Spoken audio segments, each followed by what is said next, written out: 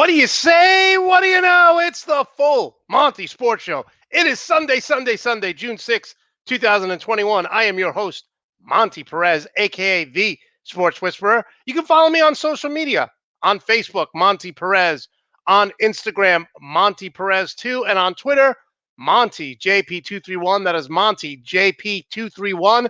I want to thank everyone for tuning in. Last week we had 33 states watch the full Monty Show across the country. 33 states watch the full Monty Sports Show. Our goal is to do this 5 days a week. We can only do this with your help, so how do you do it? One, give us a big thumbs up for this particular show. And, of course, subscribe to the Nuts and Bolts YouTube channel. Subscribe to the Nuts and Bolts YouTube channel.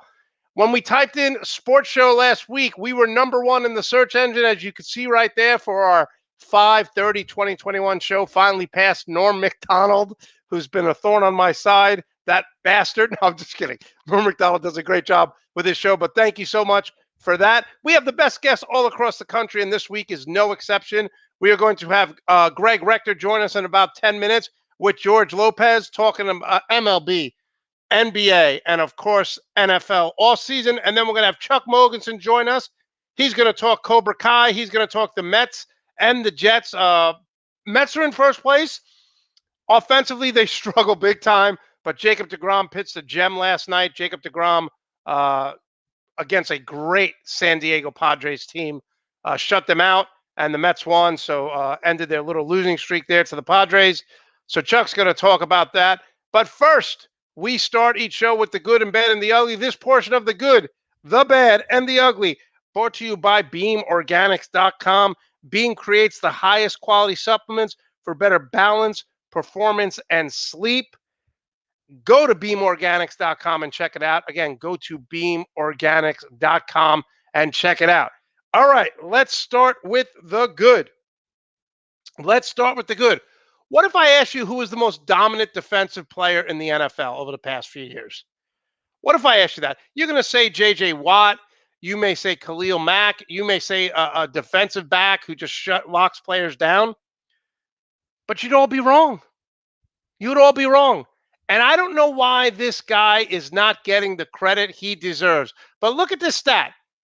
Most QB hits since 2009. T.J. Watt of the Pittsburgh Steelers, 78. Zadarius Smith, 61.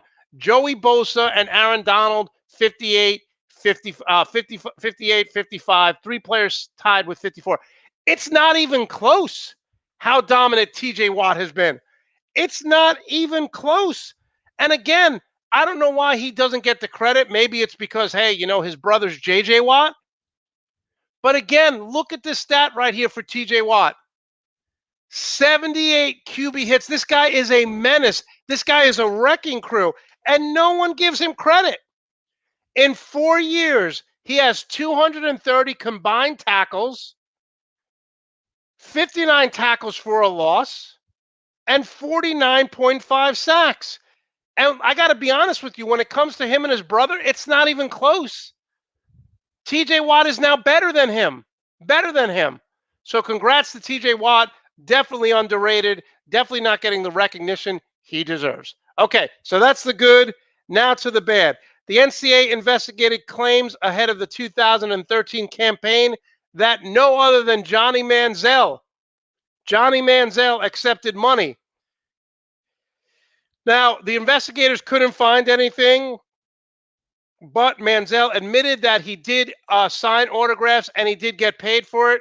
Now, look, Johnny Manziel was the most overrated, overhyped quarterback. I knew he was going to be a bust. Not only was he undersized, everyone talked about his speed. Andrew Luck had a faster 40 time. Andrew Luck had a faster 40 time. Okay, so Johnny Manziel, when asked if he was concerned about the NCAA taking his Heisman Trophy award away from him, he said, "Take my effing 9-4 season or take my Chick-fil-A bowl away, but don't you dare touch my Heisman." Johnny Manziel is everything wrong about sports. He's all hype, no substance.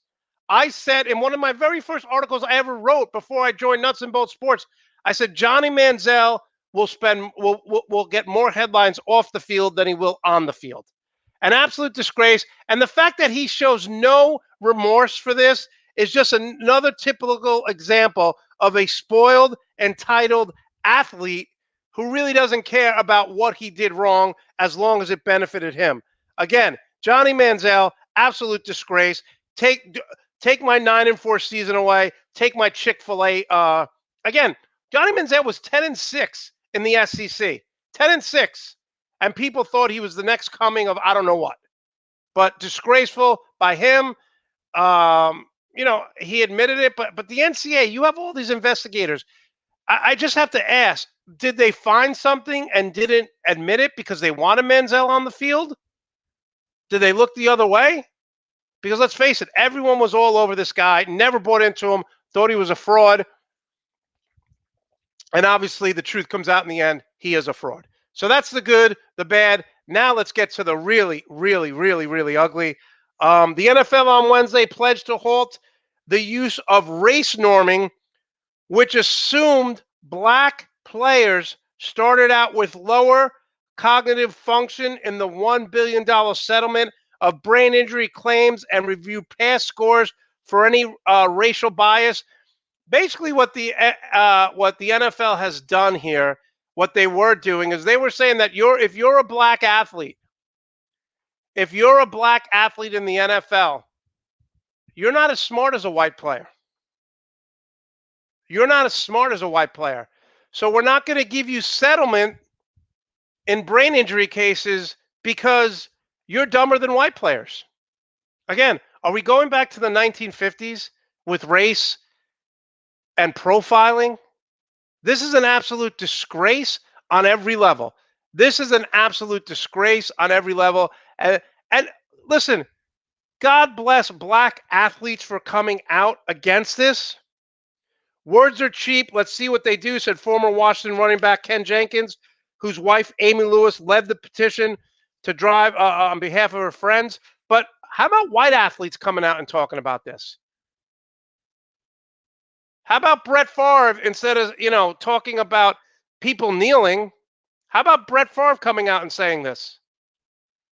Because what the NFL did here was an absolute disgrace, basically saying that black athletes, black NFL players, start off dumber than white athletes, so we don't know how significant their brain injuries are.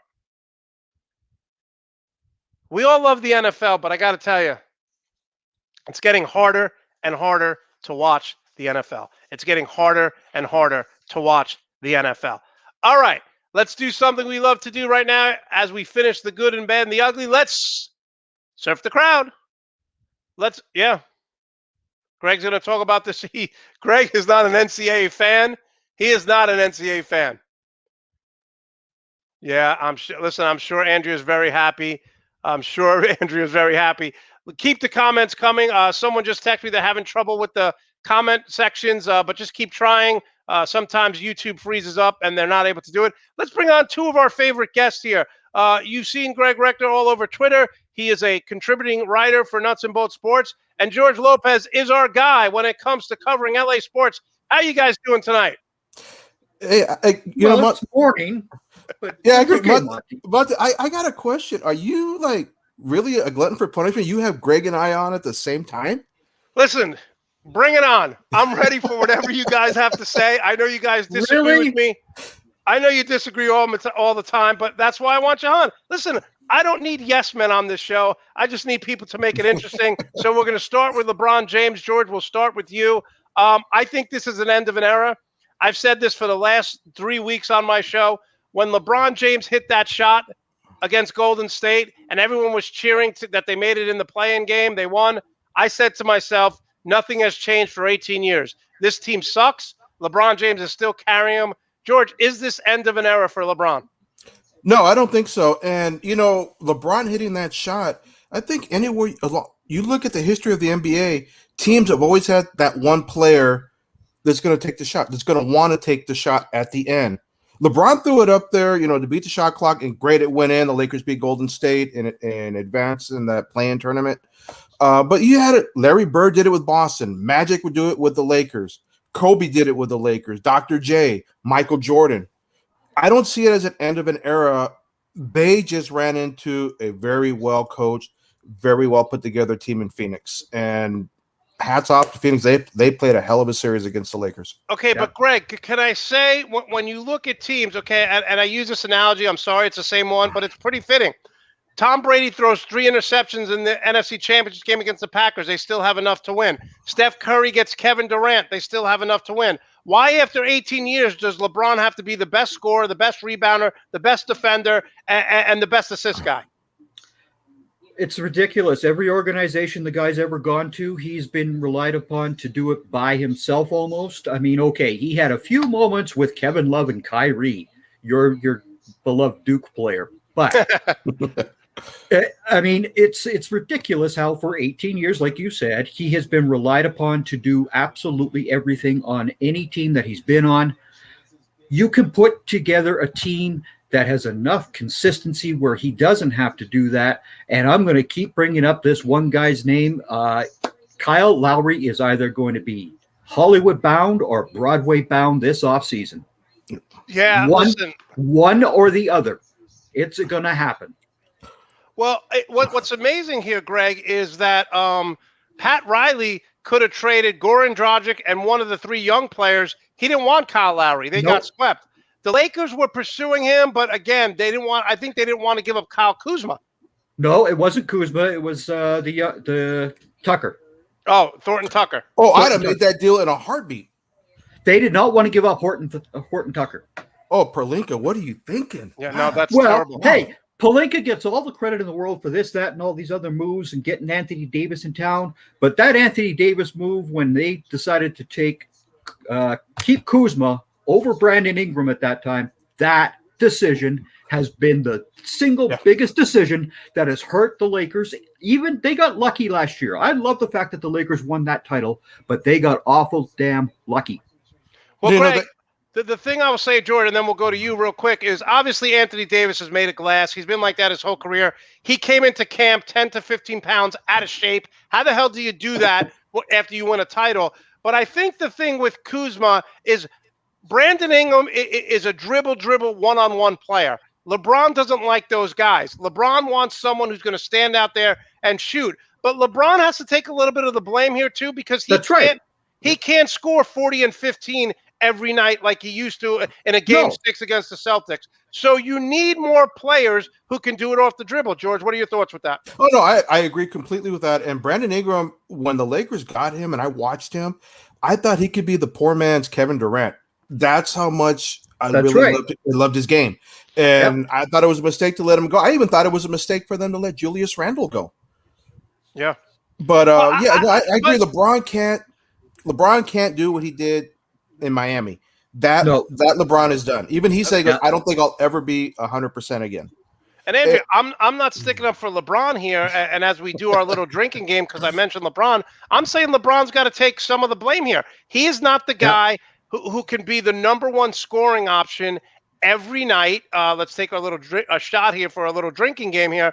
He's not the guy who can be the number one guy every night, and that's fine. He's been in the league 18 years, but he's got to do what Tim Duncan did. He's got to do what Dwayne Wayne did. He's got to do even what Steph Curry did in his prime, say, Kevin Durant, end of the game, you're taking the shot. LeBron's not the guy anymore. He could be that guy on certain occasions, absolutely. Right. But the other problem that you have is here you had one of the absolute worst three-point shooting teams for the entire season. And what were they doing every game? Jacking up threes. They are not good at it. Why are you doing it? Agree. Yeah. I said during the playoffs, the Lakers couldn't hit water if they fell out of a boat in the middle of the ocean. It was just driving me insane. The 2 games where they beat Phoenix, when Anthony Davis basically took over, they were playing the inside-out game. They weren't. That's right.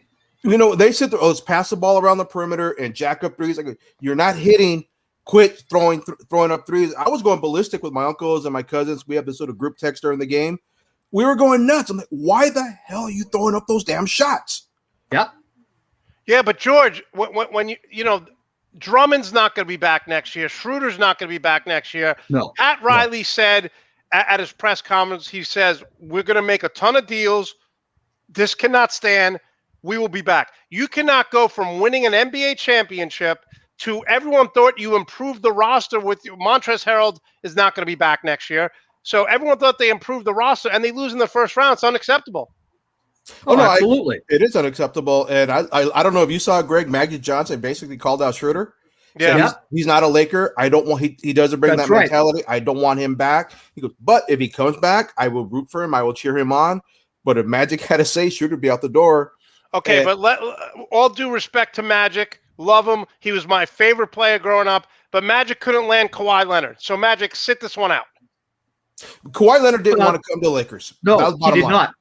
That's about exactly. Kawhi did not want to be the second fiddle. He wanted to be the prime guy. So he got his opportunity to be the prime guy on the junior varsity team, and they're going to get what they deserve today. The Mavericks are going to beat them at home. Yeah, see, Kawhi's going to take a new selfie to put up there at Staples Center. So, yeah, All right, I'm sure Andrea's going crazy watching this because she's a diehard Kawhi Leonard fan. We'll get to that in a minute, and I have something that I'm going to say, and you guys, I know you're going to disagree with, but let's just start with this. You should agree with this. It's time for Portland to blow this thing up. Look, I am sick and tired of seeing Damian Lillard scored 48 points, dish out 10 assists, or 55 and 10 the other day, and they lose. And I understand when someone works at a job for 50 years, loyalty, that should be admired. But as an NBA player where you have 5 to 7 year max to get a title, there aren't many LeBron James out there in their 18th, 17th year winning a title. Damian Lillard needs to demand that they either get some players or blow this thing up or he leaves. Am I wrong, Greg? Oh, absolutely not. And you have to start with CJ McCollum. I'm sorry. You know how I feel when I'm always talking about the Raptors and the tiny backcourt. Well, the Portland backcourt is not that much bigger than the Raptors backcourt is. And in today's NBA, you better have that backcourt with a little bit of size to it because you got to deal with the Doncic's. You got to deal with those bigger guys, even the Ben Simmonses, etc. You need the bigger player in the backcourt now. One of them, at least. You can't get away with these two small guys anymore, especially two guys who cannot defend together. He needs to have that bigger shooting guard beside him who can defend. That's Portland's biggest weakness. And if you saw my tweet earlier, did you see the coaching candidates that they're talking about? Well, Dame wants Jason Kidd. Yeah. The candidates that Woj has out there, the usual suspects: Jeff Van Gundy, Mike D'Antoni. Are you kidding me? With a defensive liability that they already are. And then the other name, Monte, that shocked it, Juwan Howard. You want him to leave Michigan? He's not leaving Michigan. He's not leaving Michigan. He's a god in Michigan again. That's right.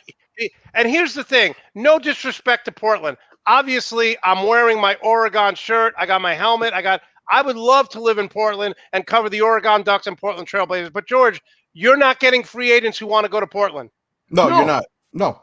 And I know Damian Lillard, he's already, hyping for Jason Kidd. Jason Kidd's leaving the Lakers. He's either going to end up in Portland, Orlando, or Boston.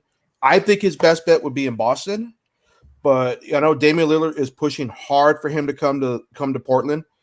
And, I as much as I hate the Celtics, I think that's his best fit. To go to I'm Boston. just tired. I'm tired of watching Damian Lillard have to make every big shot. And I got to be honest with you, their center. Like, how about if the Clippers lose today, go after Paul George? Why don't you get a wing defender who's a two-way player? Robert Covington's not the answer. Let me correct you, Martin. Not if, when the Clippers lose today. No, Anthony's not the answer. Yeah. To George. What'd you say, George? You froze there for a second. Yeah, not if. When the Clippers lose. Let me correct you. When the Clippers lose. Yeah. Okay. Greg, you said something too about the Portland needing bigger guards. I agree with you, but they also need to be athletic. Because you are in the West, you are still going to get point guards. But that's where I'm saying. That's where I'm saying you need. It's not so much the point. You need that shooting guard who's a defender. Yeah. He needs to have. And CJ is not a defender. Dame is not a defender. No, that's Portland's biggest problem. They cannot stop other opposing backcourts. And that's been their biggest liability. Besides, Nurkic cannot deal with. He couldn't deal with Jokic on his best day ever. Yeah, and to consider that idiot whose name I refuse to say because he coached the Lakers, he actually took the D out of his last name because he doesn't like coaching defense. Yeah. I refuse to say his name. I will never say his name again. No. Listen, if they put D'Antoni in Portland, You you had to get say what it. you deserve. How about Yeah. this? How about trade Kyle Kuzma and another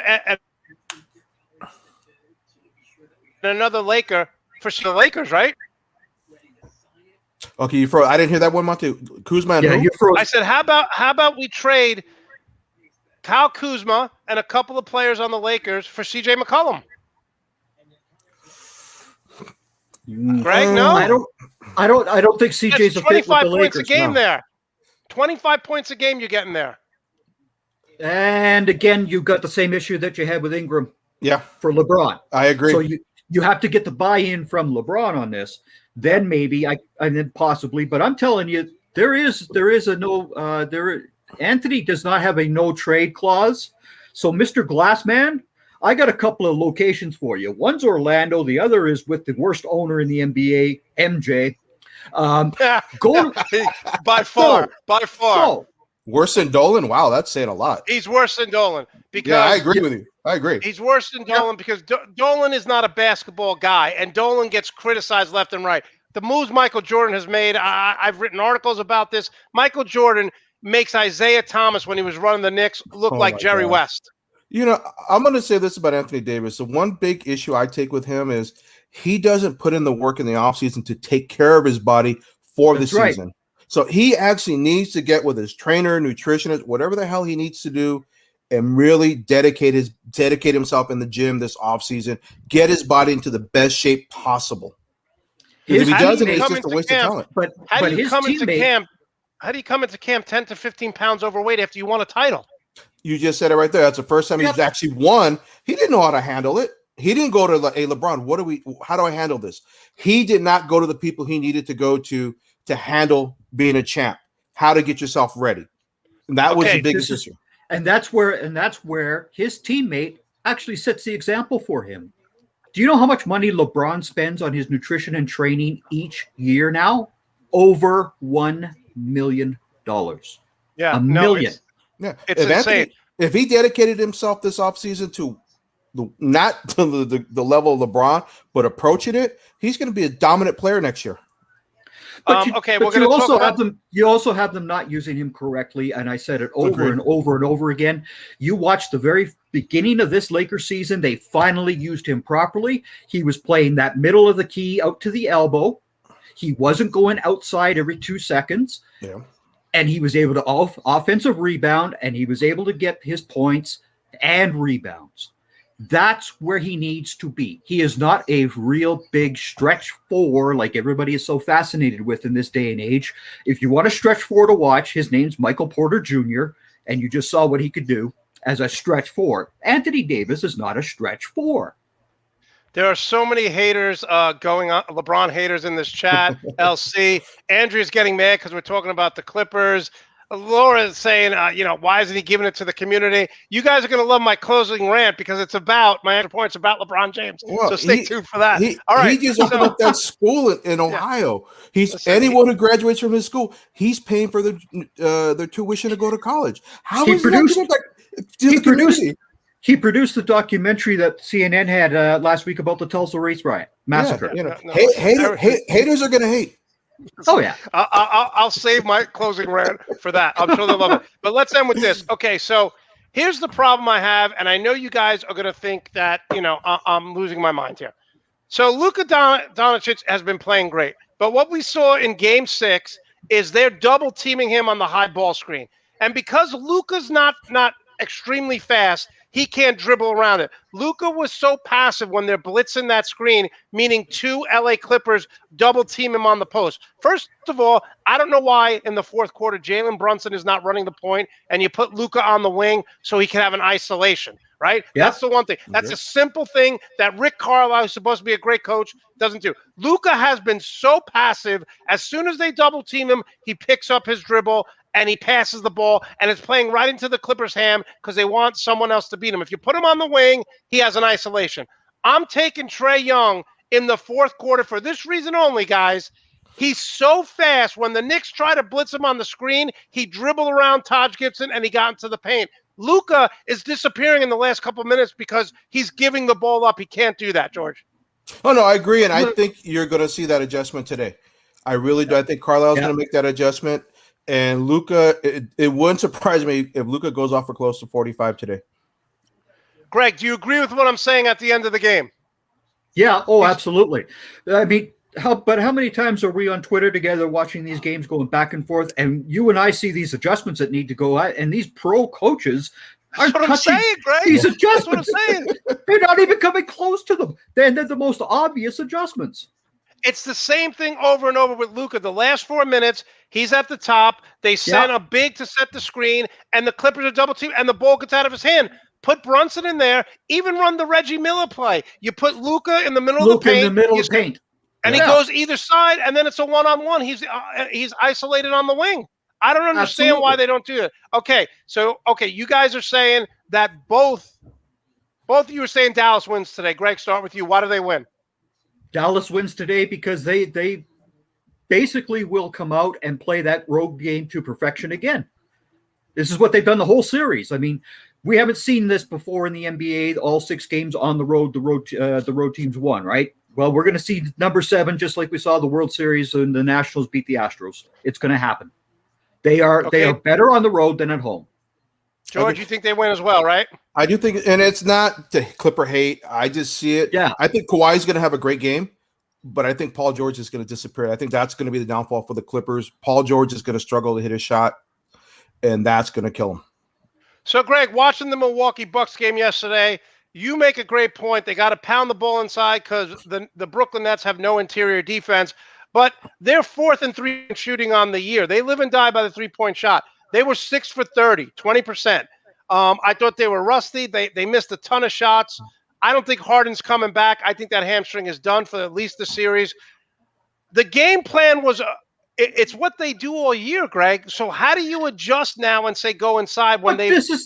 But this is the playoffs, okay? And the other point I made later on was, where is Giannis when Durant and Irving are still out on the floor? Yeah, no. Someone tweeted something great. They said Giannis played less than 40 minutes. So for the Milwaukee coaching staff, that's a win. Yeah. And this is the playoffs. This is why the Bucks lost to the Raptors a couple years ago. This is why they lost last year. Is this ridiculous thing that he's got with his rotation and the amount of time you're on the floor for? I don't care that you're a deep team. You got a team though that you're playing now who has 2 guys who can just light you up all game long. Get your butt out on the floor. If you're this MVP Defensive Player of the Year guy, your butt stays on that court. Kevin Durant talked Steve Kerr into leaving him out on the floor. Yeah, and Steve Kerr said, it is what is George. What is this baby gloves with Giannis having to rest? It doesn't make sense. I agree with you, Greg. And I agree, Monte. It's playoff time. Playoffs are about adjustments. You adjust your game plan game by game. Some things are going to work one day. If it doesn't, okay, how do we adjust to it based on the team we're playing? And Giannis, the Greek freak, you get your ass on the court in the playoffs. You play 48 minutes, another 5 if it goes into overtime. You keep your ass out there. You're getting paid the big bucks to be the man in the playoffs. No, I agree with that. Okay, so if you're not going to do it, then they're going to get Giannis, you got to go to your coach and say, I'm not sitting down. I'll still, when KD sits down, I'll sit down. But anytime Durant's on the court, you got to be on the court. The rest you get during the regular season. Okay, I'm going to do this rotation. Yep. You're saving those minutes for the playoffs. You don't keep the same rotation. You adjust it in the playoff time. Now it's crunch time. We find out what coaches are made of in the playoffs. Yep, exactly. But this is where I always go back to the same thing, Monty, with so many players in today's NBA. They do not know what leadership is about. They have no clue. They have no idea how to actually lead their teammates. And it applied to Embiid. It applied to Anthony Davis and all these other guys that everybody hypes up all the time. No, leaders do not leave that court, especially at this time of the year. No, I agree with you. So different about I'll give you the perfect example of the opposite happening, and that's in hockey. this time of the year, those guys who are the leaders of those teams, they want that ice time and they grab it. Yeah, they do not come off. And this is the change in the NBA today. Yeah. And I know Greg and I agree on this. I am so tired of the of the damn 3-point shots. You put up 30 a game. I'm tired of it. Same thing. These guys, I need my rest. Get me out. Yeah. To me, the greatest era of NBA was in the 1980s. No way Bird, Magic, McHale, Isaiah, Jordan. No way they're coming out of the game in the playoffs. And if they do, it's a 2-minute stretch. Now, every 4 minutes, there's a TV timeout. You could use your timeouts and a TV timeout where you don't need rest. Same thing the other night in Dallas. He sat Luka to the fourth quarter till about 7 minutes left. I'm like, what the hell are you doing? It's game 6. Close them out. Yeah, I'm going to say this about today's players. And I know it's a different game than what we watched during the Showtime era.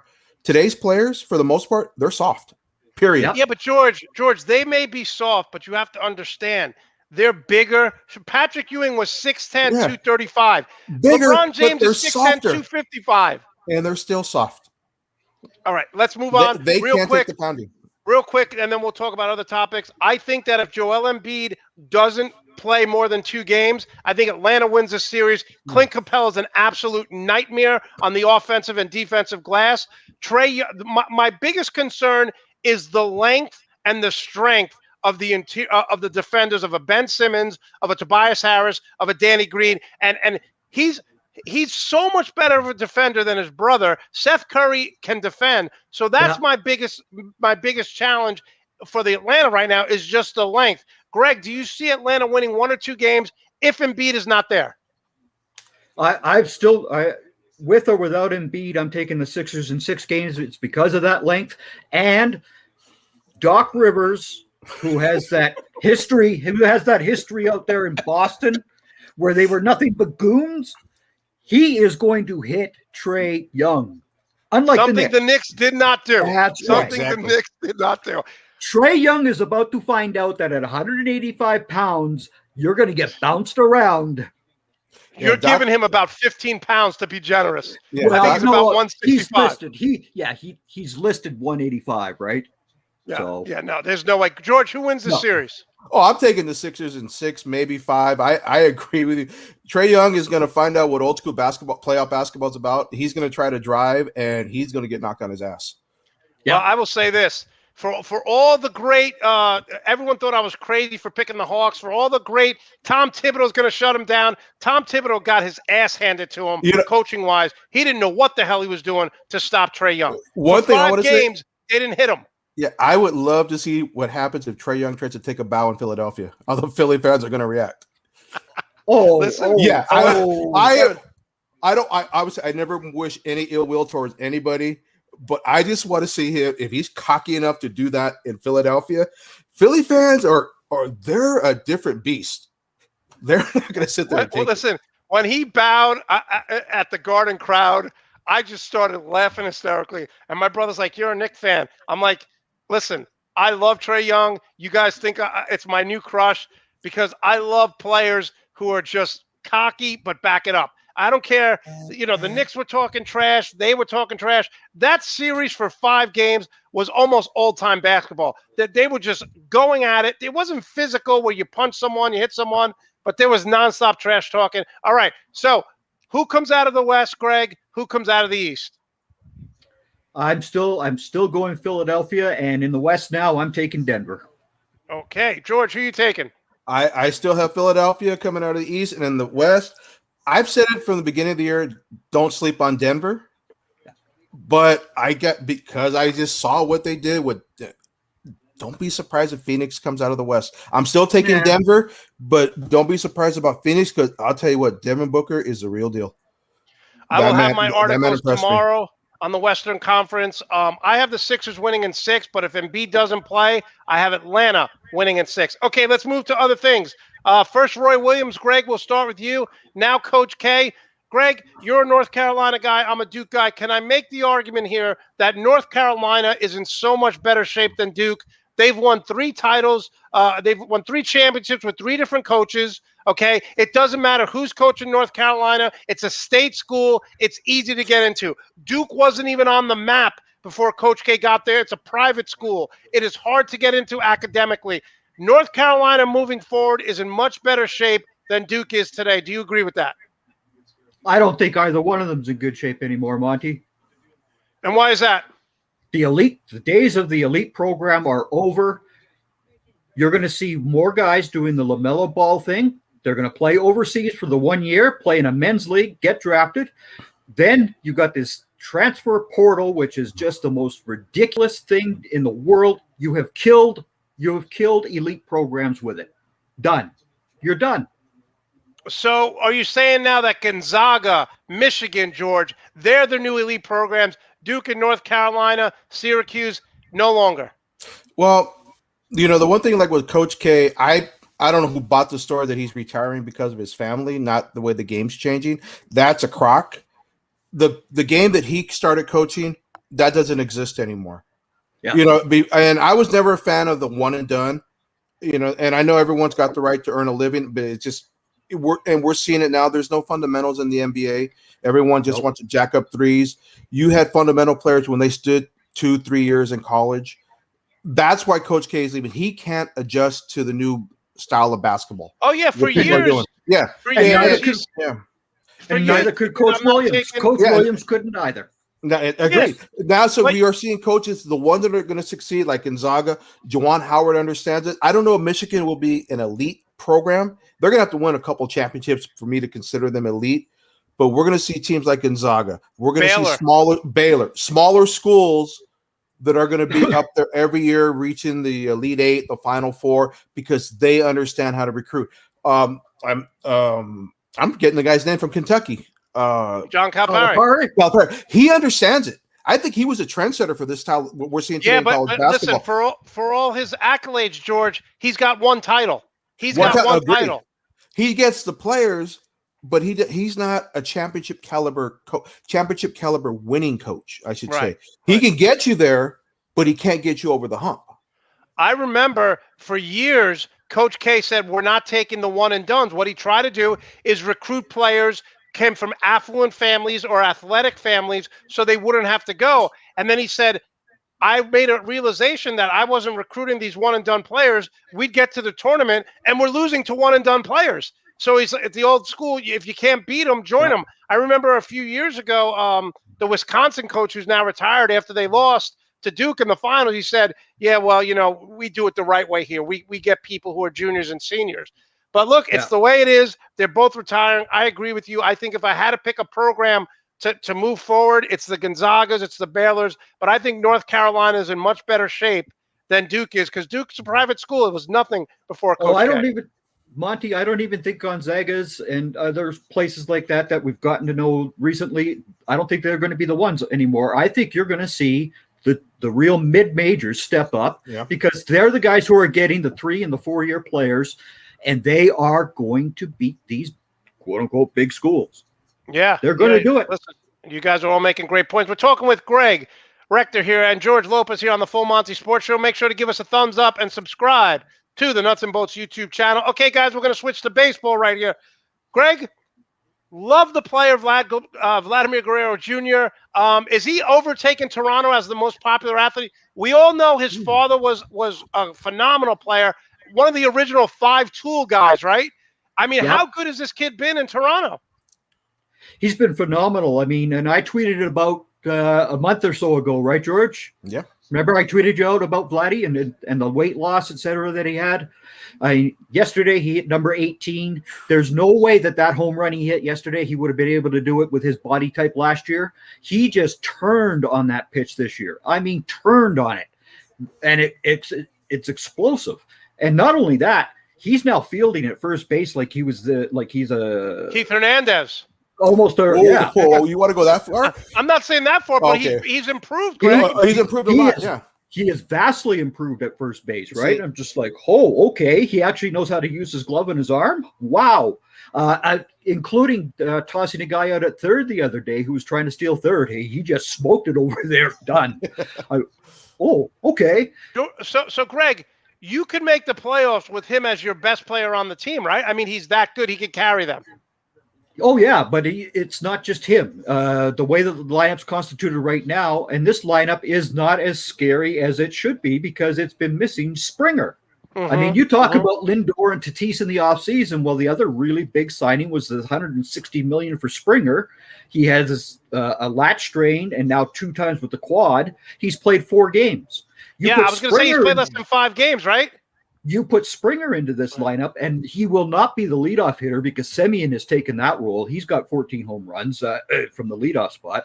So you put Springer into this lineup, you're making it that much deeper. The Jays have to get pitching, though. They got to get pitching. Yeah. So is Springer going to be a number 2 or number 3 in the lineup? I think you're going to throw him lower. I think you put him down. Yeah, I put him at 5. I would. You wouldn't put him in front of Vlad to no. I would put him behind Vlad to protect him. That's right. You got to protect Vlad. Wow. Okay. All right. Good. Yes. I'm a big Seinfeld fan with Keith Hernandez. All right, George. I'm watching the Padres, and other than the fact that they have the worst uniforms I've ever seen, they look I don't agree with that. The brown UPS uniform, it's disgusting. I'm a throwback. I love that brown jersey. I'm a throwback. I loved it. And we know I don't Mr. like Monte is not a throwback guy, so no. Yeah, Monte, he likes Oregon. They change the uniform every day, so yeah. No, listen, but George, I look at the Padres. Thank God DeGrom pitched a gem last night again and saved the Mets on their losing streak. But George, I can make the argument right now that the Padres, because of the Dodgers' injuries, the Padres are a better team right now. Well, right now, you have to agree with that. They're playing a little bit better. The Dodgers have unfortunately been hurt. They haven't had the lineup they envisioned in playing together pretty much the entire season. We lose Ballinger for almost 2 months. Now that he's back and he's trying to get back into the swing of it, we lose Corey Seager. He's going to be out at least another 4 weeks. So, we don't have the lineup that we thought we were going to have. Little concerned about, Kershaw. His last 2 outings haven't been that great. He's given up 5 runs in the last back-to-back outings. He hasn't done that I think since 2018, where he's given up 3 runs or more in back-to-back starts.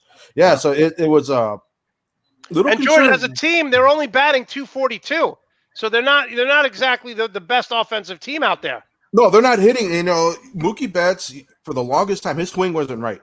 When he hurt his back, it really messed with his swing. The last few 4 or 5 games, we're starting to see the Mookie Betts swing that we saw last year. So he's starting to come around. Ballinger is going to take some time. He's been out 2 months. It's going to take his time to get his timing back. Muncy, we lost him with his ankle. He's going to be out today. Hopefully we'll get him back. It's on like Tuesday. The Mets. Everyone's been injured. It's really the Mets. I'm going to talk about Chuck with this in about 5-6 minutes. The Mets have been injured. So the Dodgers have been injured. But George, here's the problem. And they're only 3 games out. Right, but George, here's the problem. The Mets division sucks, so the Mets could afford this. The Dodgers have San Francisco who's playing lights out. San Diego's playing lights out. Their only easy one is Colorado. Yeah. Are you concerned because their division is so good, you fall back 5, 6, 7 games, you're in trouble? No, I'm not concerned because, again, as bad as they're playing, and they went through that 5-15 stretch, they're still only 3 games out of first. Right. And the Giants, they are surprising the living hell out of me. I did not expect the Giants to. Right. Yeah, they're doing it with great pitching, and they're mashing. Buster Posey, comeback player of the year right now. Yeah, he's playing great. He's playing great. Opting out was like the fountain of youth for him because he came back rejuvenated, and we're seeing a Buster Posey we haven't seen in a few years. But can that pitching sustain the entire season? I don't know. I got the MLB. I got the MLB pass, and I was so happy yesterday that the Boston Red Sox tied up 3-3. They scored 4 runs in the 8th to see the Yankees lose. So, Greg, same thing. Tough division you're in. Are you buyers or sellers at the trading deadline if you're Toronto? I think they're going to be buyers. I think they will buy, and it's got to be pitching that they're buying, obviously, right? And you look at Jake Arrieta, you look at the Gray from Colorado. Those teams who are struggling and are kind of out of it already, but they do have that one guy that could really help your roster. Go for that pitcher. So you think they're going to be competitive and in the wild card hunt to the very end, Greg? The only problem is they don't get to face the Yankees enough because no surprise to me actually because they've been this way forever. ever since they came in '77. The one team in their division that they always do well against is the Yankees. Yeah, I agree. All right, George. But beating Boston and Tampa, for some reason, it's like they don't know what. Tampa again, no payroll. They just keep winning. It's amazing. George, real quick, 30 seconds, and then we'll move off to this topic. What do the Dodgers need at the trading deadline? Or are you saying that if they're healthy, just stand pat and we'll get to the World Series? I would stand pat on the offense. Maybe pick up another arm in the bullpen. Okay. But if they get healthy, they have the team to win it all again. But I wouldn't mind an upgrade in the bullpen. Okay. Yeah. Let's move real quick. We got about 5 minutes left, then we're going to get Chuck Mogensen on. All right, George, let's talk about the draft picks. You got Bobby Brown. I love this kid out of Texas A&M. All right. You got Ernest Jones. How do you like these draft picks? I was confused when they picked up the Louisville wide receiver, George, because let's be honest, he's about 5'7", 150 pounds. George, how does Tutu Atwell make this team better? Well, he's going to complement Deshaun Jackson and be a deep threat. He's going to be a punt returner, maybe a kick returner. When they drafted him, I was, we go back and forth with my uncles in the draft. I was like, I wanted defense. I wanted them to address the linebackers. And when they got him, I started looking at him. I said, okay, he's going to give us some speed. He's going to help stretch the defense. So I'm good with that pick. But, yeah, getting Bobby Brown, getting Jones, I'm extremely happy with what the Rams did. They have a knack for getting very good players in the mid-rounds. They have a great scouting staff when it comes to the draft. So I'm very happy with who the Rams drafted this year. Yeah, I thought that was my only thing. I thought they were going to go defense early on. When they picked him, I was like, what the hell just happened? But again, Sean McVay's an offensive guy. If anyone could make someone fit, it's him. Greg, who are your two best teams this offseason who improved the most? One in the AFC, one in the NFC. AFC, Cleveland, NFC, the NFC teams that had the best. I'm putting Tampa up there because they signed everyone back. No. You're just talking about just their offseason in general or the draft? Yeah, no, I'm talking about their offseason because they didn't lose any players. Oh, okay. Everyone signed for less. You can give that to Tampa, but I'm still not sold on 2 straight years of not being, staying healthy, et cetera, et cetera. I'm not sold on that one.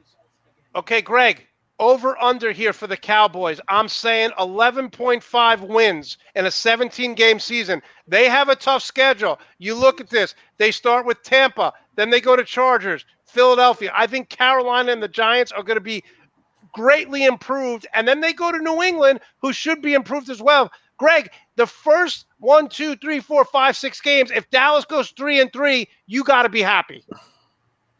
We're going to go 4-2 in that stretch. Okay, so over under 11.5 games. What are you taking? I'm going under. I'm saying 11-6 for the season. And you're saying division or wild card winner? Division.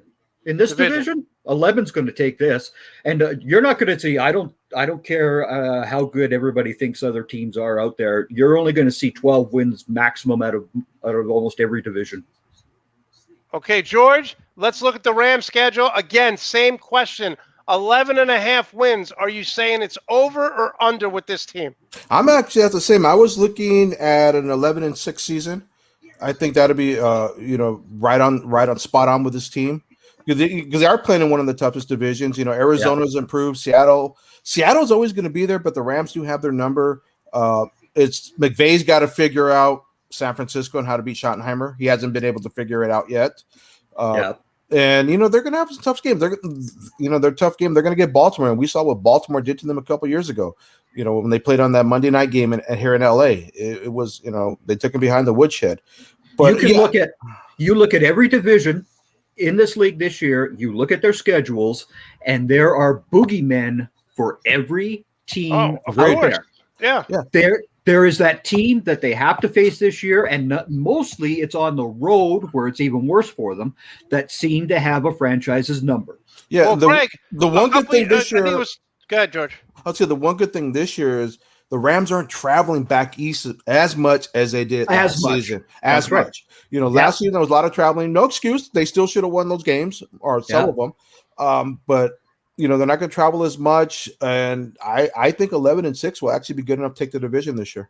Listen, Greg, a couple years ago, the Jets, Cowboys went into the Jets, and they didn't even show up for that game. That was when your boy was still coaching. Now he's the offensive coordinator for the Giants. So anytime you go on the road, it's all right. Last question, guys, then we'll get you off. We're going to bring on Chuck Mogensen in about 1 minute. Greg, is it safe to say that if Aaron Rodgers leaves, okay, that the Bears now have the best quarterback in that division?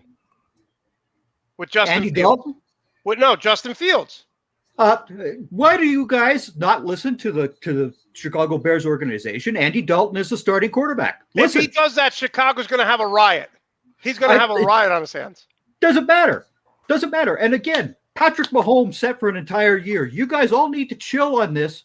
You got to remember in this era, just like in basketball, these quarterbacks are not 3 and 4 year starters.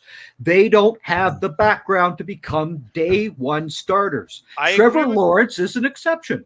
He played how many years at Clemson? Wait a minute. I agree with what you're saying, but let's be perfectly honest here. Alex Smith under Andy Reid was a very good quarterback. Andy Dalton is not a good quarterback. So you might as well How many years did he get the Bengals into the playoffs? Andy Dalton got the Bengals into the playoffs. Yes, when he had a great running game, when they had a very good defense, when he had very good wide receivers. If the Bears start Andy Dalton, they should fire the general manager. They should fire the head coach. This is the Bears, Monty. This is no different and I've said it many times when it comes to talking about the Bears. Their quarterback records are still held by Sid Luckman, who retired in 1950. Yeah, listen, stop it. All right, but, George. I kind of agree here. Regards with Fields, and I said, no quarterback in my house state ever makes it in the NFL. I hope he's the exception to the rule because I really like this kid. Yep. But I wouldn't have an issue not starting him in the beginning of the season. Because how many years did he actually start in college? 2? I would say this, I would say this. And it's a different. I don't want to ruin his confidence. First of all, if you could go 25-13 with Mitchell Trubisky, you could go 30 and whatever with Justin Fields. And I will say this, okay? Justin Fields against Clemson, a very good defensive team in the biggest game of the year last year, he dominated them. He was the best player on the field. I'm looking at Justin Fields. He had the number one. He had the highest, whatever that test is. He scored 130. Patrick Mahomes scored 110. And Monty, I don't disagree. Monty, I don't disagree with you about Fields. I've said just like last year when you and I were on Herbert being the best out of this. Right. Justin Fields will be the best, but let's not push it. That's why there's no need to. There's no need to. And what is Chicago's biggest weakness? One of their biggest weakness. They can't protect the quarterback. Right. That's right. That's what. Let's bring him along slowly. That is my number one reason for not starting him day one either. Yeah. Until that offensive line has gelled in front of him, then let's get Justin in there. Yeah, because I think he has the makings to be a very good NFL quarterback, but don't throw him into the fire. Not right away. Or you know what's going to happen? Joe Burrow.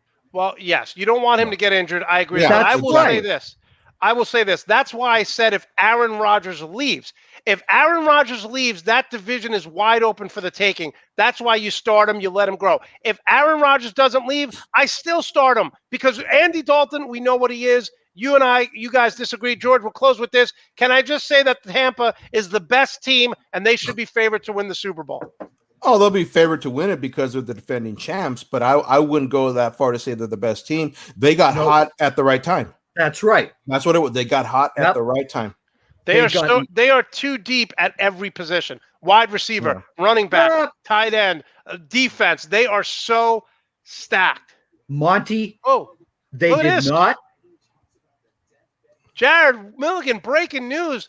Julio Jones to the Titans for a second round pick. A second round pick. I would have all. That's all. I'm going to have to look that up and confirm that right now. If that's the case, I'm actually pulling up my phone right now. Because the breaking news is all great, but Tampa, like George said, Tampa got hot at the right time last year, and they were one of the few teams that didn't get the bug of injuries. Yeah. Now, this is why when people keep talking so much about the Chiefs and the Bucks meeting again this year, I'm not sold on it for the No, Bucks. For the Bucks, because the injury bug didn't hit them. How many times are you going to see 2 years in a row where you don't get hurt like that? No, and the Chiefs, I'm not sold on because they have tried to buy an offensive line, and I don't care. You go back through history when it's been attempted before, it is not succeeded to try and buy an offensive line. Yeah. You got guys coming from how many different systems who are going to try to play together as a line? Come on, wake up. This is from the four-letter network. The Falcons are expected to trade star receiver Julio Jones to the Titans, barring setbacks in the next 24 to 48 hours. Wow. For a second-round pick. Thank you, Jared, for breaking that story. All right, Greg, how can we follow you? Love having you on, and then we'll get to George. How can we follow you? At Greg Cowboys on Twitter, and you can read me at nutsandboltsports.com. You can see me write about the Cowboys. You can see me write about the Raptors. I just last week did the rivalry in hockey, Montreal-Toronto. So various other things. Greg, I'm sorry about the Leafs blowing that 3-1 lead against the Canadians. I'm not sorry. I can't stand them. I wanted them to win. They haven't won since 67. Yeah, I know. I was surprised. Greg, get some Toronto Blue Jay articles up there. You want me to do a little Blue Jay writing? Yeah. Definitely. I should probably pull something up there. Pull something up there. All right, we'll talk to you down the road. Love having you on. That was Greg Rector, everyone. George, real quick, got about 30 seconds left. How is your son doing? We had a little fundraiser for you. How'd that work out? Well, first off, I haven't had a chance to do this yet. I've been wanting to do this from the bottom of my heart, you guys. I want to thank everybody that donated to help Christian, my son Christian, go to this baseball showcase in the summer. He is registered for the showcase. It's the showcase is from July 17th through the 20th or the 21st. It's 3 or 4 days. He's registered for it. Quick update though, we've had to shut him down. He actually got hurt working out with his trainer. He hurt his knee. We don't know to what extent. Thankfully, the X-rays came back clean. He's so there's no ligament damage, anything like that. He has an MRI scheduled for today, later this afternoon. Okay. They did feel a little bit of fluid in the knee. His trainer said it feels like it's a knee sprain. So that's what we're hoping for. But to be on the safe side, let's just shut him down. We don't want to further, risk any further injury. Once we know what exactly it is, then we can go with the proper treatment. But he will be going in July. I will definitely be sending Monte. I'll be sending you some videos. Definitely. Some updates.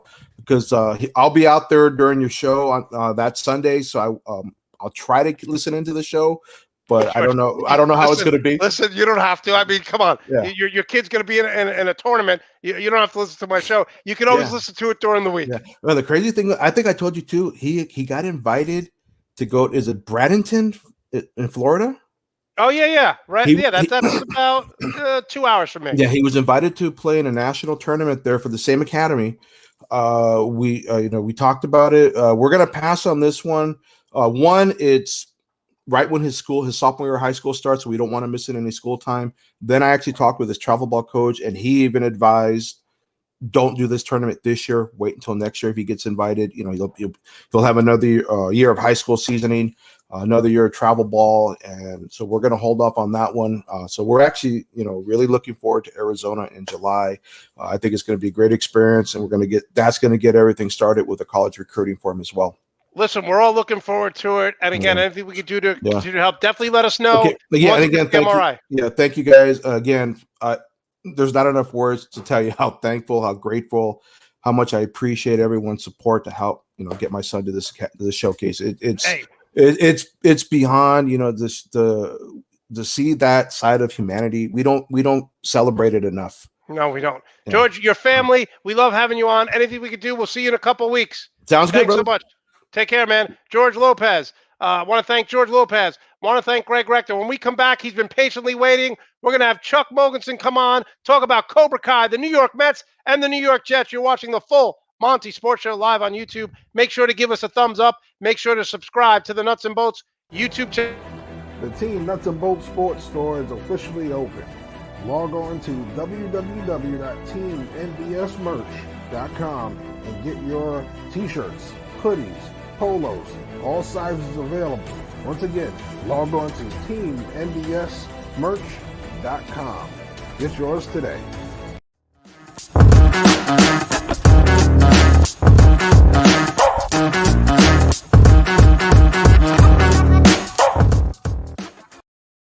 All right, let's bring on Chuck Mogensen, who's been patiently waiting backstage. Chuck, thanks so much for joining us. Got the Cobra Kai background up there. How you doing this Sunday? Doing great, Monty. How are you?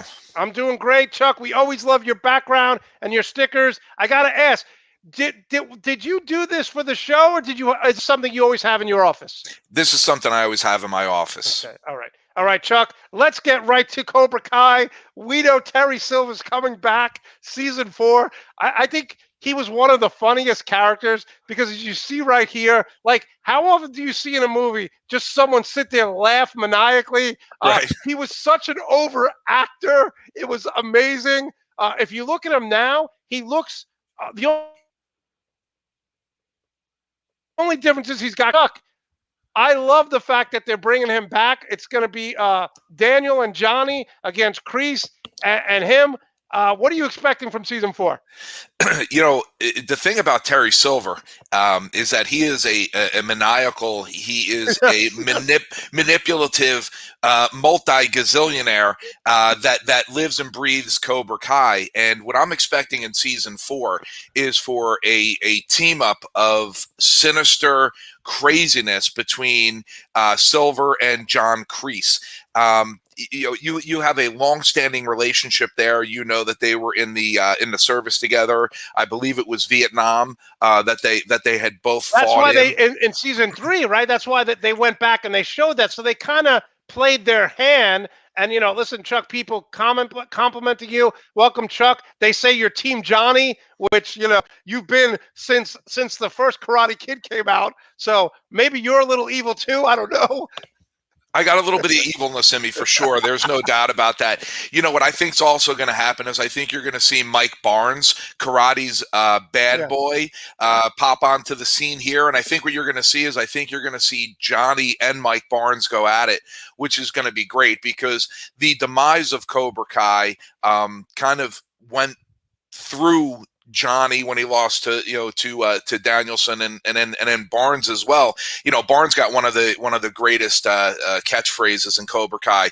You don't have anything that I can't counter. So I want to see him jump back up on the scene, team up with Kreese and Terry Silver, and start to get some of that 80s magic going again. Chuck, it's amazing because we look at Cobra Kai, right, and we look at all that's happened, and the older generation, people over 30, love it, but they're saying now that kids love the show as well. Kids, when we were young and we watched Karate Kid, so it's popular, obviously from back in the day with the older generation, but it's also popular with young kids. Do your kids watch it? My son is obsessed with it. There's a couple things that I don't have any leniency for. Number one, he needs to love and listen to 80s hair metal bands, Def Leppard, Motley Crue, the list goes on. And he must be a fan of Cobra Kai. So yeah, he loves it. My daughter and my wife will watch it periodically, but myself and my son, we've watched the first 3 seasons over and over and over again. Yeah, it's amazing because I do this and I'm writing articles, I'm prepping for my show. I never binge watch anything till after football and basketball season's over, but I watched Cobra Kai on a Saturday and Sunday, season 1 and 2 during football season. I was that addicted to it. Yeah, it's great. So Chuck, here's what I'm going to say. I'm getting a little nervous because one of the reasons why Ralph Macchio didn't do Cobra Kai, the 4th Karate Kid, he said it was enough. He said after 3 or 4 seasons or movies, you move on. But Chuck, I got to assume that these guys were Hollywood royalty as growing up young, but they had a drought for years. I got to assume that these guys are now, as an adults, 20 years later, which, by the way, they look amazing, how good they look. But I got to say, Chuck, they got to ride this. People leaving shows early. Shelley Long left Cheers, right? What did she do? Troop Beverly Hills. David Caruso left NYPD Blue. The only good movie he was in is when he was in Rambo. Most people don't remember that he was in First Blood, okay? So these guys have not had acting jobs that consistently for 25 years. Chuck, they got to ride this out for 7, 8 seasons. I mean, they have to ride it till the wheels fall off the bus for sure. And to your point, they both look very, very good. They're on the back nine. I mean, they're in their mid 50s. So, right. Another 10 years at best. I mean, you could already see Macchio's got those crow's feet going there on the outside of his eyes. I mean, he still has a little bit of the boyish, looks there, and he's working real hard to keep that hairstyle intact. But, they have it now. Their show has gone from YouTube over to Netflix. So, they've really jumped the shark, and, they just they need to ride it. It's not like, could this lead to some other acting gigs for them? Maybe. But I think that, that their best acting on the big screen is behind them. I think Cobra Kai in the series is where they have to ride this wave. Yes. Yep. Yeah, no, I think they just ride it out. I'm actually annoyed that the episodes are only like 26 minutes long. So you can literally watch 3 or 4 episodes in a couple of hours, 5 or 6 episodes in an hour. And I think they got to play this out 6, 7 seasons. It's taking a long time, obviously, because of COVID. They wanted to shoot and they had to postpone it. But season 4, I wish they would release season 4 and season 5, but they're not going to do that. Exactly. Yeah. There is a lot of talk and anticipation about season 4, and it's getting a ton of visibility on social media. I belong to a couple groups on Facebook and Instagram, and there's something different coming out every day. Listen, there's a rumor that Terry Silver might be Tori's father. I mean, there's all different kinds of spins, and you can slice it and dice it and play it any which way you want. It's got a lot of legs, and there's a lot of places it can go, and it's captivating the old and the new audience with all of these different twists and turns. And by the way, Monte, I also want to tell you that David Caruso was in a couple of good movies. Kiss of Death with Nicolas Cage was great movie. And he was also, people don't know this, David Caruso was also in An Officer and a Gentleman. He was the guy that was in the flight simulator that choked on the water, and they had to take him out. They had to DOR him. You 100%. That's great call by you. Kiss of Death with Nicolas Cage is a very underrated movie. But what I say is he left NYPD Blue, which was the #1 show. He left after 1 year because he thought he'd be this big movie star, and it never panned out. But yes, Kiss of Death, quality movie. Great call by you. Okay, Chuck, we're going to switch from Cobra Kai. We're going to talk New York Mets baseball. Listen, I have the MLB pass. My dad watches all the games. He's got the MLB pass. Here's what I'm going to say, Chuck. The Mets have had numerous injuries, right? But they're still in first place. So for their manager, Luis Rojas, drives me crazy with the game decisions. But they're in first place, so they're doing something right, right? Right. Yeah, there's no doubt about that. The thing with this year's Mets team is, you can say at some level it's not built on stars. It's built on players, right? It's the next man up philosophy, right? They're in, of course, you got a nice picture of DeGrom there. He's a cut above. We know that. We know he's the best pitcher in baseball. But outside of that, I mean, there's nobody that's shining at such a high level where you could put 5 or 6 players together and say this is why they're in first place, right? They're 28. They've won 28 games. In the NL East is a bit weak. They're 3.5 games ahead of the Braves. And to your point, Monte, we've talked about this. Dodgers and Padres. Those are some really good baseball teams. But at the end of the day, they just have to. They have to win their division. Listen, I think if they win their division, you get to the playoffs. We just heard Noah Syndergaard will be out another 4 or 5 weeks. We heard they're not healthy. But if you have Stroman, if you have DeGrom, and you have a healthy Syndergaard, you could beat any team 3 out of 5 or 4 out of 7 because you're getting 3 studs pitching probably twice in that series, Chuck. You're right. You're 100% right. That's the whole scary thing about Syndergaard being out is that you got to hope that someone's going to come back. I mean, Carrasco could come back. He could be that person. Lucchesi has to step up. Thor is a big part of that pitching staff there, and a 6-week hiatus from him. I'm not going to say it could be catastrophic. I think it's the next man up attitude. Somebody's going to step up and fill his place, but I'd rather have him in the lineup than sitting on the sidelines. I'll tell you that. No, I agree. And thank you, Chuck, for saying at the end of the day, that's one of our drinking code words. So feel free to take a shot, people. Thank you, Chuck. All right, Chuck. So what are we doing here at the trading deadline? What do you want the Mets to go after here? Because, like you said, if they get all their pitchers back, they may be able to trade a pitcher for another quality at bat. Lindor over the last 7 games has finally started to come around. And what I love, Chuck, he's batting .400 over his last 7 games. He started this all with a bunt base hit like 7, 8 games ago. Then he hit a home run. I'm not worried about Lindor. I am worried about Conforto and his health. Chuck, what do the Mets need to do at the trading deadline to get better? I just want to talk a little bit more about Lindor here because I think he's getting a little bit of a bad rap. I think his defense has been great. It's been a breath of fresh air for the Mets. And to your point, in the last 7 or 8 games, he's been 14 for 25. He's raised his batting average from an anemic 188 batting average up to 222. So he's certainly pointed in the right direction. I'd like to see the Mets go out there and grab a power hitter. Somebody who could step in and contribute to our offense. That's always been our problem. The last 5 or 6 years, where you get we have a nice pitching staff. We hold teams to 1 or 2 runs, and we lose it in the 8th or we lose it in the 9th. Our offense is anemic. We need a big bat to come in, and a big bat that's going to be consistent. That's what I'd like to go after. Yeah, I agree with you. I think they definitely need a little bit of offense. And one of the things that shocked me about Lindor is obviously his defense hasn't missed a beat. He's got such a big personality. The players love him. And a lot of people will get overwhelmed in New York City. Alex Rodriguez couldn't handle it. We've seen Met pitchers like Tom Glavine, once great Kenny Rogers. They couldn't handle New York. Lindor seems to handle the media great. He puts all the blame on himself.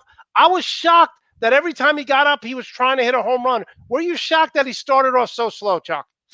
I was a bit shocked that he started out slow. I think that, as you said, New York is a big place to play, right? So it's not a small playground, and he is somewhat of a smaller fish in a big sea. So sometimes that pressure can get on you, and that baseball all of a sudden starts to look like a golf ball when it's coming down the pipe at 90 miles an hour. So I think that there has been some pressure that he's dealt with at the plate. Excuse me. And I think that the media and the fans have not been too giving. There's not a lot of runway in New York, so to speak. It's very short. And that's why I think he thrives a bit more at defense. There's just a little bit less pressure. He's got some good players that are around him. When you're up there at the plate, it's just you. So I'm not actually surprised. I think there is a little bit of pressure that lives inside of him. And over time, that's going to start to release. I have a very good feeling that this last 8-game stretch is going to continue in that same trend, and we're going to see him get his batting average up into the 250, 260 area. Yeah, and it's no surprise that he started breaking out of this slump on the road where there's not that much pressure. Although I got to be honest with you, I watch the games here in Florida with the MLB Pass, and there's more Met fans in Arizona and in San Diego than there are Padres and Arizona fans. So that's a good sign. But Chuck, what I'll say is this, the Met fans, again, they booed Mike Piazza when he came over here, when he was trying to figure out if he's going to stay in New York and leave, and they were booing him. They have booed this guy from like game 3 on the team. I'm all for speaking your mind, but let the guy settle in a little bit. The media has been so critical of him too.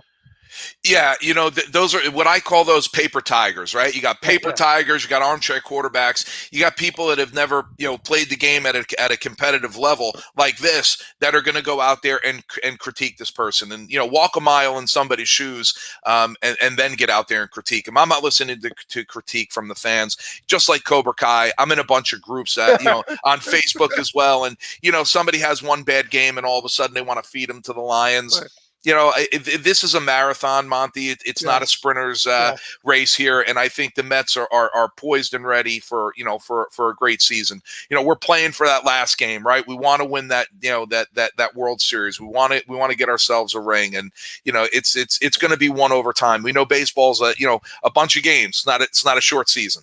Yeah, just get to the playoffs, and with that pitching staff, they should be fine. Chuck, you're in that Facebook group like I used to be in the New Kids on the Block chat group when the internet first started, and people used to mock me. But I still like the New Kids on the Block. So say whatever you want to say. All right, let's move on. Talking with Chuck Morgan's here live on the Full Monty Sports Show. Let's get our Jets background up there. Look, Chuck, I'm going to be honest. I thought Zach Wilson was the fourth best quarterback coming into the draft behind Justin Fields, Trey from Boise State, who's now with San Francisco, and obviously Lawrence from Jacksonville Jaguars.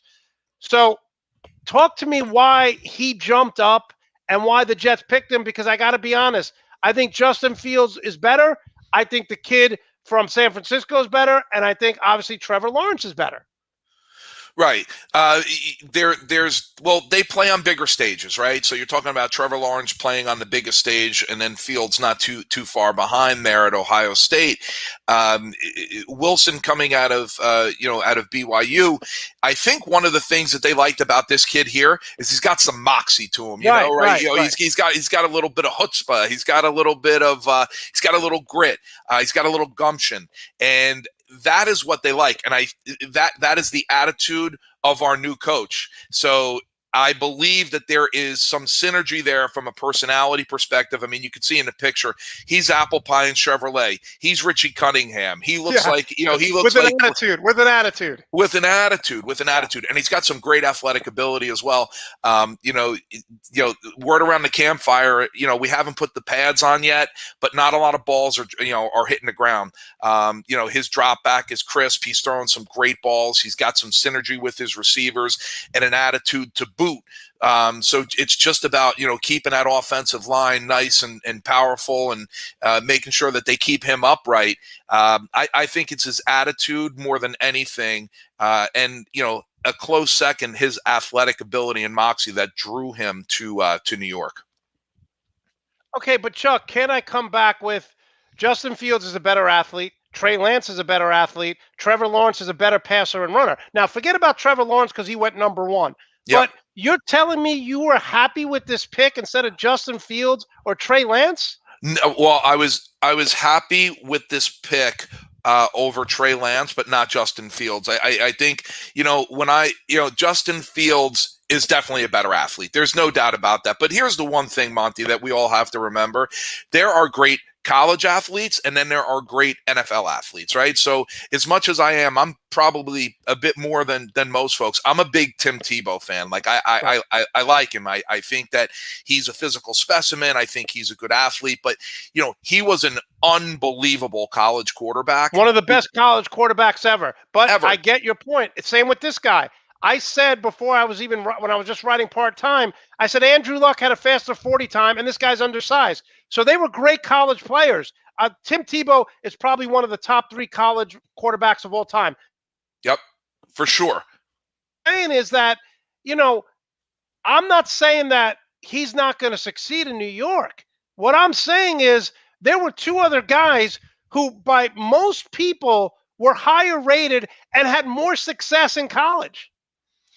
Right, but also wouldn't you say, Monty, that the folks that have had more success in college, there is that chance that you're going to pick a dud. I think that I think the Jets went for the diamond in the rough. I think the Jets said I'm gonna take a chance, just like the Pats took a chance on Tom Brady drafting him. I can't remember if it was sixth fifth round. or sixth round, right, with the low muscle tone and the bad 40 and all that. Listen, he's coming.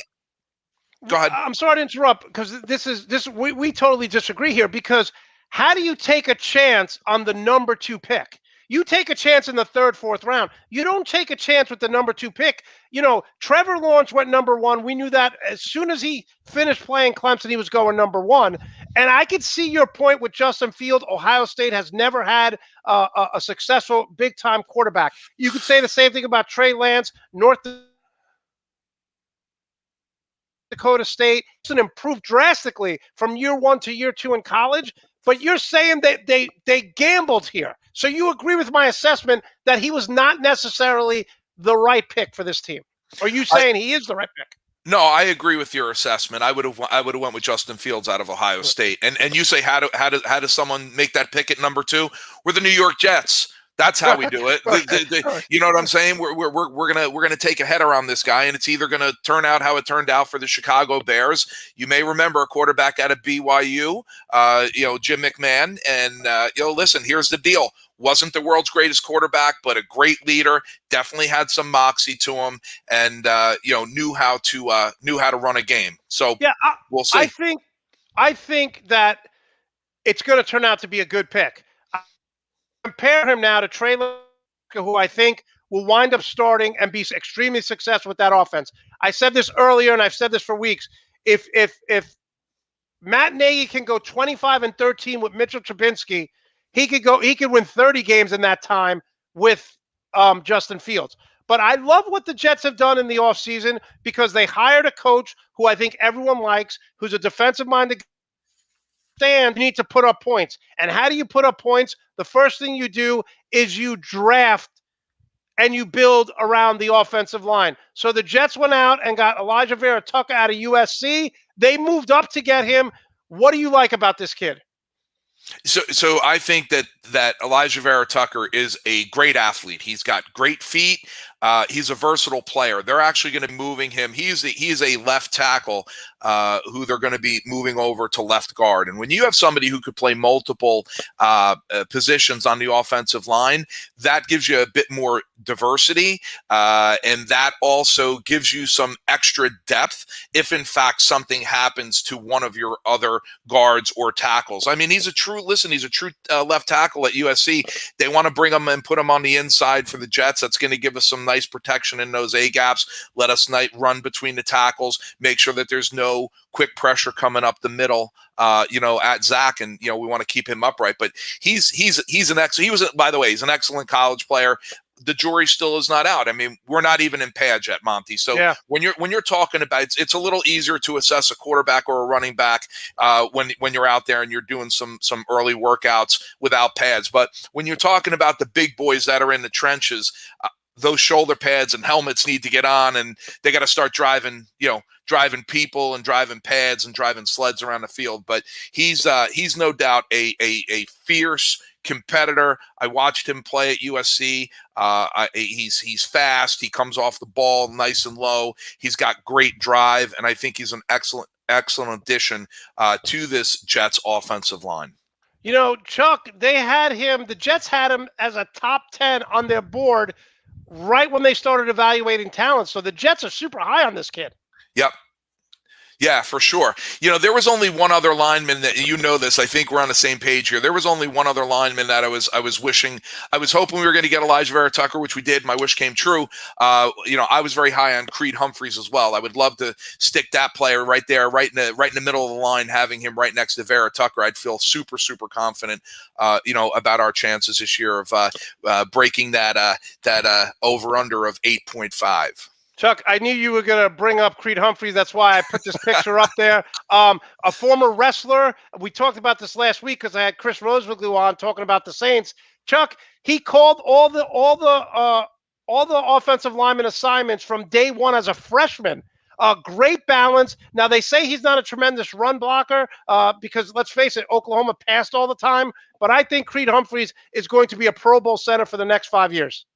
Absolutely. The Kansas City Chiefs got themselves a winner right there. I mean, that's no doubt.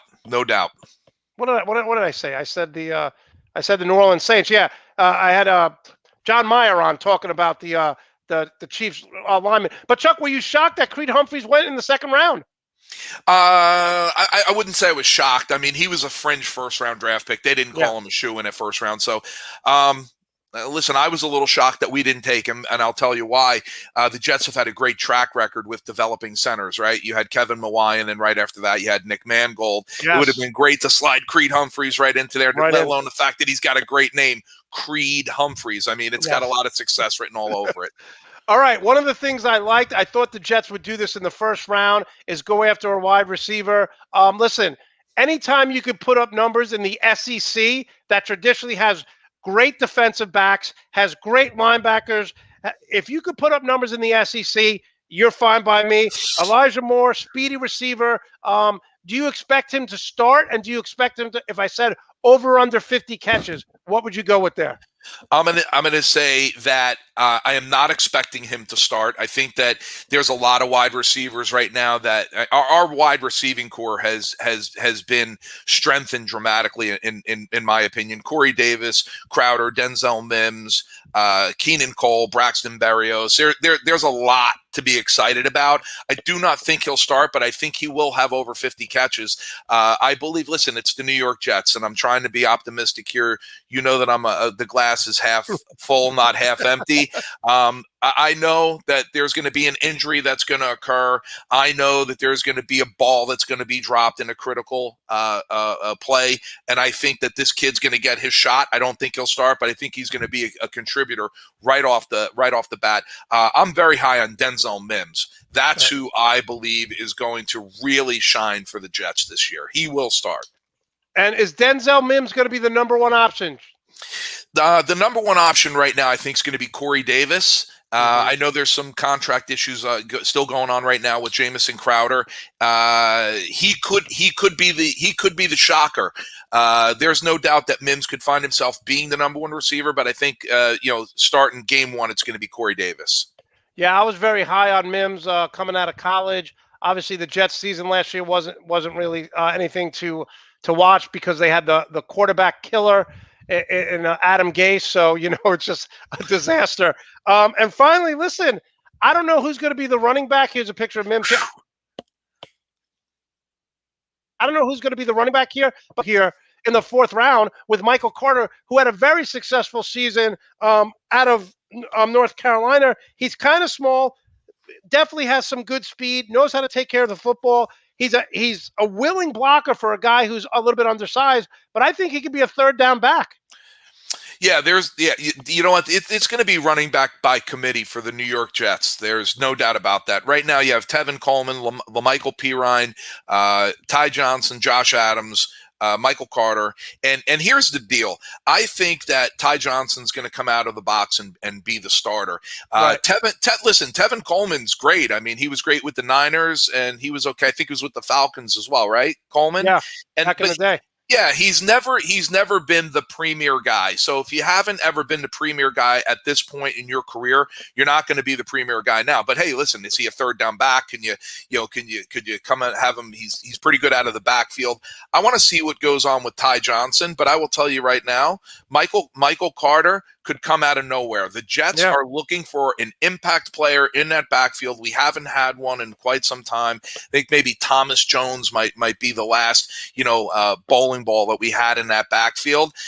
We really need somebody to step up and take some of the pressure off of Zach Wilson, right? Because with the enhancement of our receiving core and with the expectations being so high for Zach Wilson in New York, people are going to be playing back a little bit. They're not going to have to stack the box. If we get a running back that shows that they can hit the hole hard, have some breakaway speed, and make some plays, it's going to keep defenses a bit more honest, keep them from peeling their ears back and really coming after our quarterback.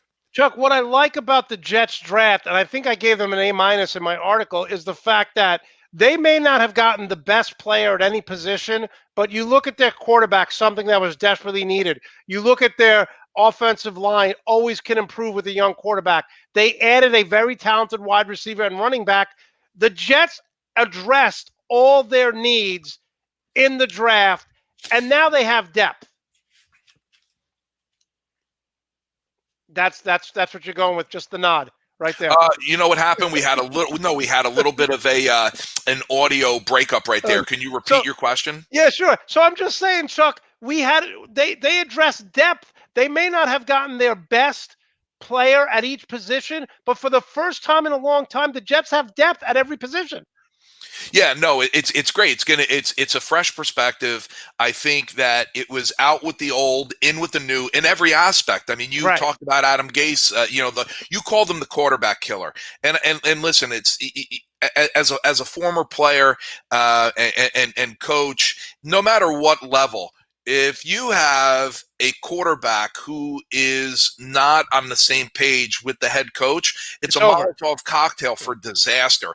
And as I said at the beginning of the segment here, I feel that Salea and Wilson are very similar in attitude. They both have some grit, some moxie. They're both uber competitive folks. And now that we have some depth in all these different positions, it kind of opens up the floodgates. Who is going to be the next impact player for the New York Jets? This chapter hasn't been written. There's a lot of opportunity out there. There's a lot of hungry young players on the New York Jets. And, listen, I'm maybe a little cocky saying this, but just like I think we're seeing a little bit of the changing of the guard in New York from a baseball perspective, we might see a little changing of the guard here in New York from a football perspective. I think the New York Jets, with their diversity and with the depth that you just pointed out, I think there's a lot of blue skies ahead for them. I look at this division, right, and there's some serious talk. And again, I'm a Green Bay Packer guy, but if Aaron Rodgers leaves, I'm all for it. Move on, Aaron. I said this earlier on the show. There's no sense in being loyal to a franchise when you have such a short time period. It's not like staying at a job for 20, 30 years. You have a 5 to 10 year window where you can win. Aaron Rodgers is on the back nine of his career. If he wants to go somewhere and win, go for it. So there's serious talk about Miami trading for Aaron Rodgers. We know the Bills are going to be much better. I don't see Bill Belichick going under 500 2 years in a row. So if I tell you the Jets over under is 8 games, Chuck, what are you taking? This is where my glass half full mentality, I have to really hone in on my Cobra Kai focus skills and give you a real answer here. If you look at it on paper, there is a lot of inexperience that resides on this team, but at the same time, there also is some collegiate competitiveness and young vigor. So, I'm going to go ahead and say as much as I'd like to sit here and say that there is a lack of veteran leadership on that team, I believe that there is going to be a rejuvenated, that's the guy right there. There's going to be a rejuvenated attitude, and you could see on his face that he is not somebody who likes to lose. So I'm going to go with the over. I think they're going to win 9 or 10 games this year. But Chuck, and again, people may laugh when I say this, even without Aaron Rodgers, the Miami won 10 games last year. They're going to be better. Tua didn't have a preseason. He was coming off a debilitating hip injury. We know Buffalo's going to be really good, and the Patriots have got to be better. So take out, obviously the San Francisco, the NFC West is a great division. You're looking at the Chargers with Justin Herbert being better, Denver being better. I don't know what the hell John Gruden's doing in Oakland. I think they're going to take a step back. But this Jets division could be the most competitive in football. Am I crazy for saying that? You're not crazy for saying that. And here's another thing that could be crazy. Bill Belichick is just crazy enough to go after Aaron Rodgers. Yes. And by the way, that's my biggest nightmare. I do not want Aaron Rodgers with the New England Patriots. So no, it's a very strong division. Listen, it's starting from the head. Like the Buffalo Bills, for me, that team scares me. Good running game, great, I don't say great quarterback, but he's coming out of the box very, very strong. Could run, can pass. Well coached. Well coached. I mean, and it's a new young style of coaching. There's a lot of energy. Some of that. One of the things you always see is there's a difference between watching college football and NFL football, right? In college, you got the bands in the stand, and there's a lot of rah-rah, people painting their faces. And then when you get to, the NFL, it seems to, sometimes get maybe just a little bit more sterile and businesslike. And I think some of these younger coaches that are starting to rear their heads in the NFL, not only are they, tactically and strategically very impressive, they're starting to bring some of the rah-rah to this team and, to this league rather, where you're starting to see, some attitude and personality, which is what I'd like to see. But I agree with you. I think that our division here with the New York Jets, I think, is a super strong division. Yeah, my brother Pete he still brings this up. Talk about Sean McDermott. He's a player's coach. Bring, intensity, energy. My brother Pete still brings up Rich Kotite, because when the Jets had Rich Kotite, the worst coach in the history of the Jets, and that's saying a lot. They used to say, your players don't seem motivated. And he's like, they're all big boys. You don't have to motivate them. Their paycheck is motivation. That's BS, Chuck. You got to motivate guys. And this guy does it. Bill Belichick does it through fear. I think this guy does it in just his work ethic, his desire, and the players love his emotion on the sideline. Exactly. Anytime, I think I said this on one of our other shows here. Anytime you have a coach that has to have like a personal assistant that kind of has a clip on the belt loop to to pull the coach off the field, that's when you got some excitement there. And you brought up Rich Kotite. You're starting to give me some. I feel like I'm getting some post traumatic syndrome here. With I was a season ticket holder, and I remember that guy coming running onto the field with the big fanny pack. So it was Rich Kotite, and then there was Joe Walton, Joe Musco, and it's been a myriad of craziness. To be honest with you, the one coach that I thought didn't get a chance in New York, and I think obviously from his track record in the NFL could have really done some work with the New York Jets, was Pete Carroll. But a guy on death row got more chances than him. So let's see what happens with Saleh. I think he is. I mean, look at that. I mean, that's the breath of fresh air right there. I mean, look at the vein bulging out of the side of the neck. I mean, that's a guy who's passionate about winning. That's not somebody who is mailing it in or saying that these are big boys, they motivate themselves. That's a fierce competitor right there that wants to bring home the hardware. Chuck, he looks like a Bond villain, doesn't he? Like he looks like a Bond villain. He looks like a beautiful head. He's got a great head. Perfectly shaved head. So Chuck, you're saying the Jets will win more than 8 games? Correct. My prediction on the New York Jets is going to be 9 or 10 games. 9 or 10 games. So I say this all the time as a Knicks fan up until this year, the season's over in Christmas. As a Jet fan, the season's over usually by Halloween. And as a Met fan, the season's over by July 4th. We're seeing a change of guard here. Okay. So you're saying my goal for the Jets this year is just keep me interested until December 1st. No doubt.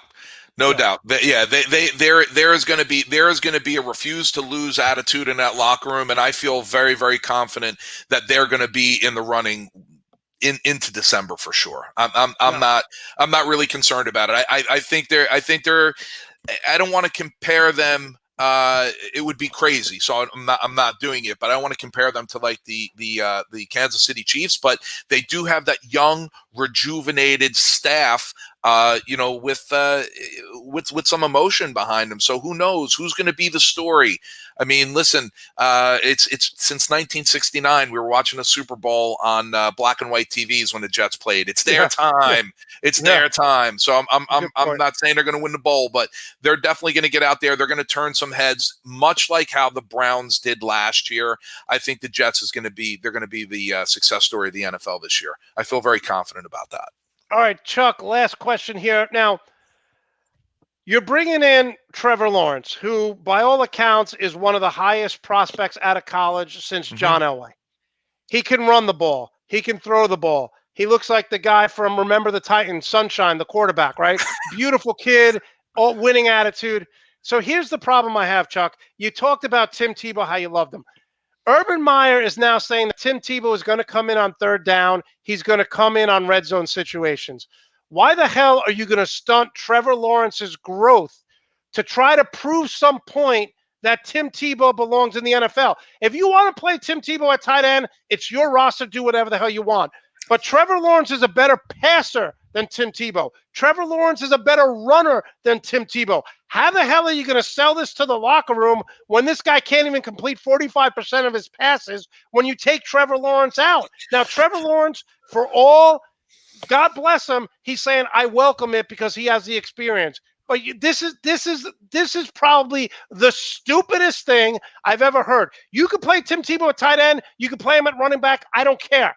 But when you're bringing Tim Tebow in to run the quarterback position, who he sucked when he was a quarterback, and you're stopping Trevor Lawrence from having red zone snaps, 3rd and 3 snaps, what are we doing in Jacksonville, Chuck? Yeah, so I agree with everything you said. There's one of the big questions, and I love Tim Tebow, but one of the big questions that I have is I believe he hasn't played in an NFL game since 9 years, 2012, right? Correct. Okay, so I mean, this car's been in the garage for a while, so we don't know. Does it have a dead battery? I mean, there's any rust on this? I mean, but I think what Urban Meyer is doing, and I think what he's doing, there's a couple things, right? So here's some of the positives. You are going to increase and enhance Trevor Lawrence's shelf life. You are going to use Tim Tebow in short yardage situations, much how they use Taysom Hill. in New Orleans in short yardage situations. You don't want Drew Brees getting banged up. You don't want Drew Brees taking that big hit. You want if you're going to run the ball in, you want somebody who is a bit bigger and more durable. Now, I know that you're saying that Trevor Lawrence is a good runner. He is a good runner, but he is physically not that big, right? I mean, he's not. But Chuck, can I just, sorry to interrupt you, but I have Yeah. to bring this point up. We know that Taysom Hill had a much better arm than Drew Brees. Drew Brees at the end of his career was shot. We know that Taysom Hill is a better runner.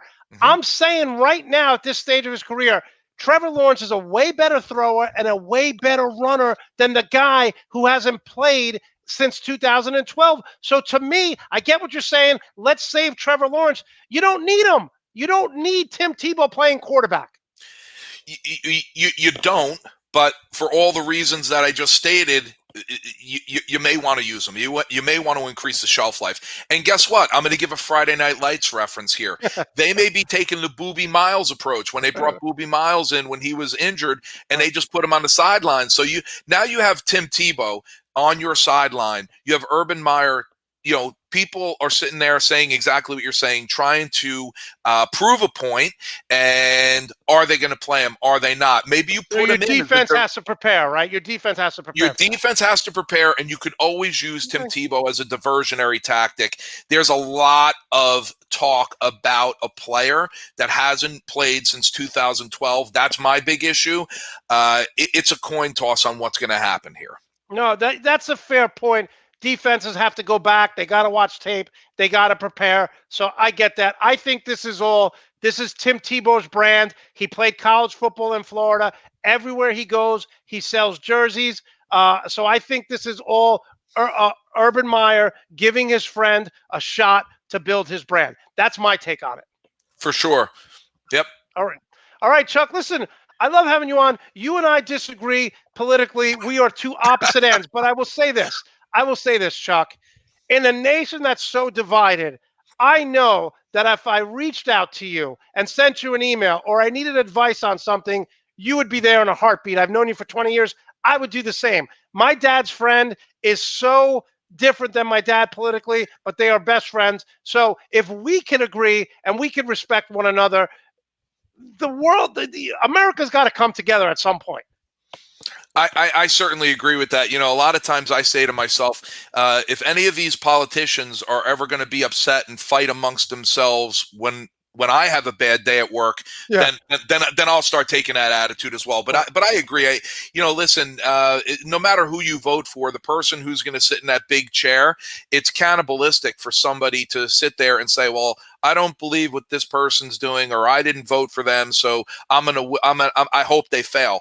It's all for one and one for all. There's a voting process for a reason, and whoever's going to sit there in the White House, you're just going to hope that they steer America right into the greatness that it once was. There's a lot of turmoil right now. There's a lot of division. There's a lot of racism. Living through a global pandemic, who I'm sure that we never thought that we'd ever see in our lives. There's a lot of things working against us, but I feel a big turn, and I feel the same way, Monte. No matter what, listen, people are all entitled to their opinions. People could vote for who they want to vote for, but there's no judging coming out of SEMO. To each his own. And you could call me at 4:00 in the morning to come fix a flat tire for you, and I'd be there. And if I couldn't get up out of bed because I had a rough night, I'd send somebody there to do it for you. I'll tell you that. No, I agree. Listen, we disagree. We get into arguments, but again, I know the type of person you are. You're a lot like Johnny. You have this tough exterior, but you want to do the right thing. But like me too, we have a little bit of degenerate in us. So sometimes doing the bad thing is funner. But love having you on. No matter where I go, you're always going to come on for this family and talk Jets, Mets, and sports. Love having you on, Chuck. I appreciate it. Can I say one thing before we end up, Monte? Yeah. I just want to say, I give a quick shout out to my daughter, Lexi. Yes. She ran her final high school track meet yesterday where she excelled in both the 1600 and the 800, and she also ran the 4x4 relay as well. And yesterday, for the first time, her coaches from Towson University came up to see her run. We got to, because of COVID, we hadn't really got to spend a lot of time with the coaches. It's been a lot of Zoom and video talk, but we saw them yesterday.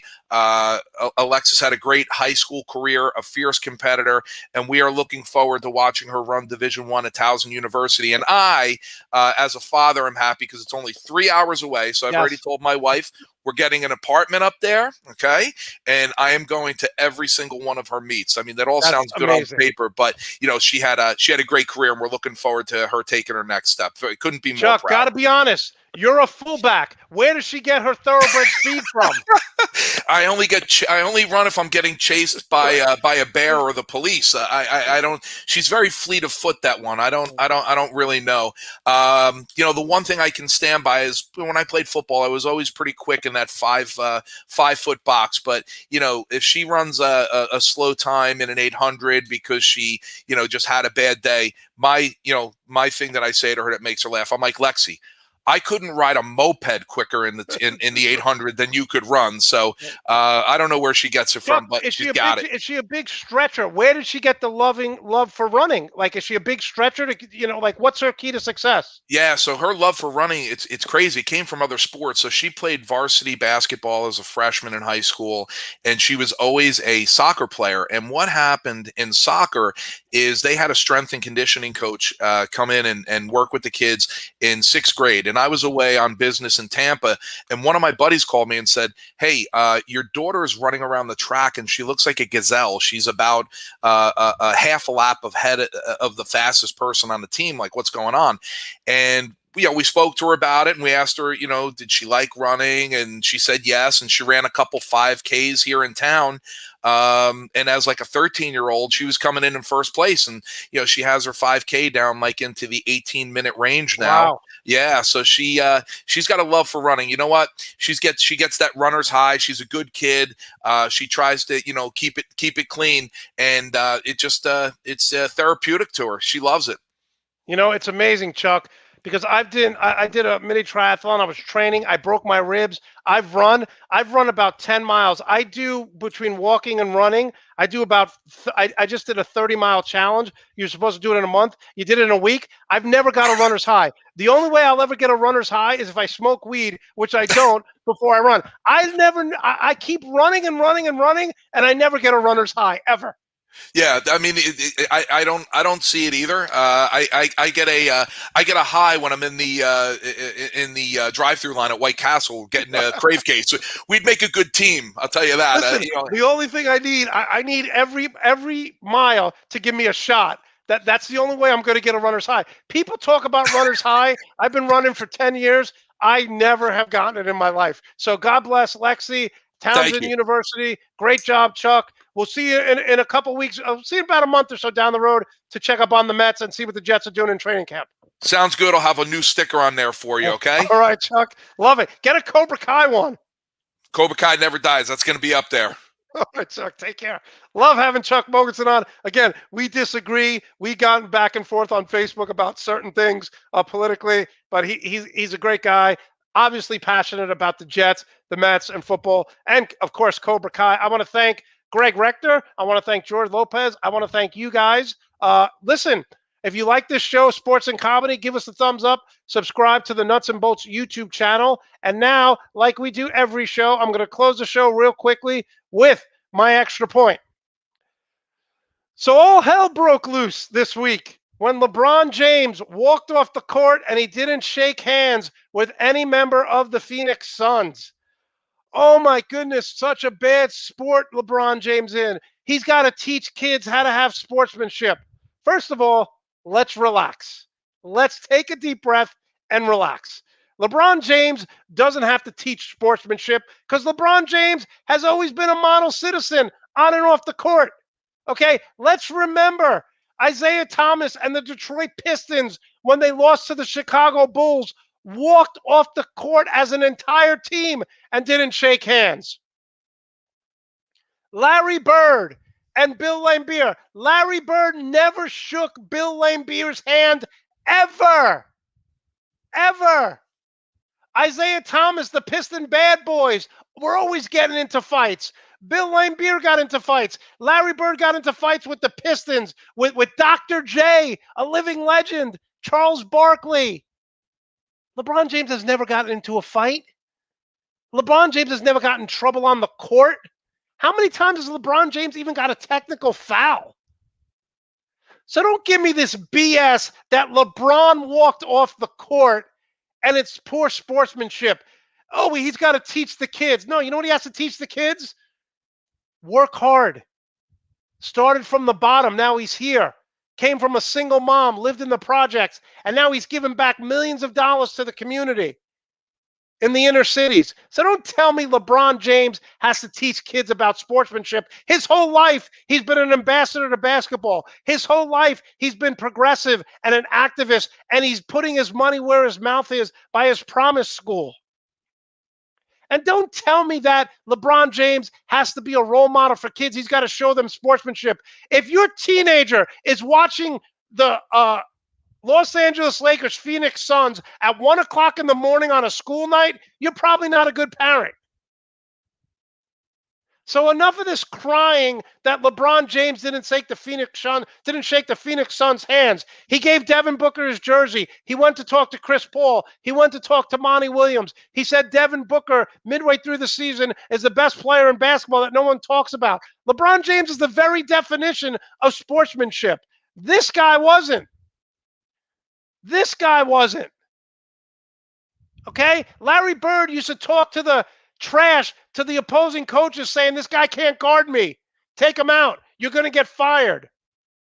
So let's stop the crocodile tears when they just lost. No one gives a rip. Only haters care about that. It's ridiculous, guys. Grow up. People get pissed when they lose. So he didn't shake their hands. Nobody cares. Nobody cares. We will be back on Tuesday night breaking down the NBA playoffs. You've been watching the Full Monty Sports Show. Tell one friend, tell one family members, and in the immortal words of Arnold Schwarzenegger, I'll be back.